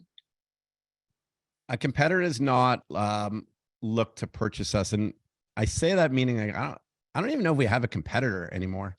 Like, we've outlasted a lot of companies went public right around when we did, and this is where I got to be careful what I say, but I know that obviously the share price isn't where everyone would like it to be, but at least I'm not some of these other companies that were competitors at the time that literally have $0, zero market share, and maybe they've done maybe they have a few million, but the market caps are quite nothing. So where our competitors lie are maybe in the illicit market. I think some people will probably get good pop-up little on Instagram stories, like a little ad, like, wow, I could buy magic mushrooms, I'm going to ship it right to my house. Some could say our competitors are shroomies on Queen Street, because we have retail shops in the Netherlands, and I'd love to have a mushroom and more shop on Queen Street, but I would have to do it legally. So I'm sort of dancing around, I guess, what you're saying, but no, there's been no direct competitor who has looked to acquire us. Okay. And just a follow-up question for David. You mentioned gross margins around, I think, 40% or so. Is there like a benchmark that you're trying to achieve in terms of gross margin percentage? Yeah, I think when I answer this question, that is a consolidated number of a bunch of different businesses. Yeah. I think, again, when we talk about this path to profitability, what we're looking to do in each individual operation is to get the most out of our gross margins as we can. So yeah, I don't have a specific target to answer the question, but I guess from a corporate strategy point of view, it's the answer would be more, because we're always looking at these efficiencies. And sometimes you get improved margins just through improved volumes. So some of our branding and marketing initiatives can also have a positive effect on margins, in the sense that, if you produce more through economies of scale, presumably you're going to do better. So we're very proud with where the margins are today. But if there's without giving a number in the future, we're going to strive to do better. And I think that's the best way to answer that. Mandeep, I'd also add that there's seasonality within our business too, right? So, Sure. By quarter, you sometimes will see a difference based on that volume. And that's why really just growing the brands, hopefully growing these farming operations, I mean, it will all lead to that overall profitable model that we're so dead set focused on. Thanks, Todd. Thanks, everyone. Thank you. Is it patio pint time now, or how's everyone doing?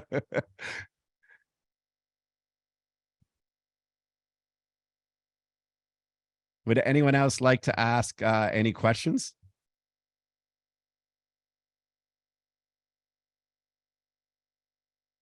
Well, it looks like we're still north of 30 people on here, and this goes such a long way. We we like to be a transparent company. We think of everything we're doing as community. And we know that retail support is so important for Red Light's success. And clearly there are, securities regulations and due diligence and forward-looking stuff that we have to be super cautious of what the future looks like. But I hope by peeling back kind of the curtain of what we're doing behind the scenes and the strategy around that is comforting for you all. And, we'll do our very best to do more of these if you want. We actually quite like them because we're quite proud of everything we are doing behind the scenes. And we continue to build, we'll continue to grow, we'll continue to get these great, celebrity support that we're launching soon. And, at the end of the day, we're putting our best foot forward for all shareholders.